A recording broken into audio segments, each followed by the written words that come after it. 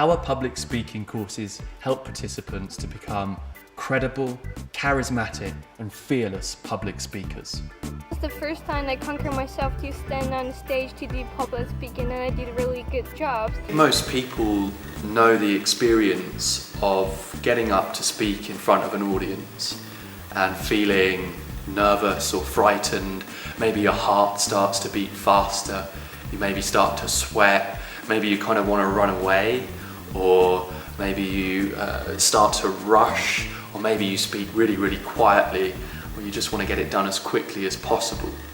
And these are very normal reactions. When we get up to speak in front of an audience, we have what's called a predator reflex. And we basically react as if all of the people looking at us in the audience are predators and they want to attack us. So we have this biological reaction that's wired into us to protect us.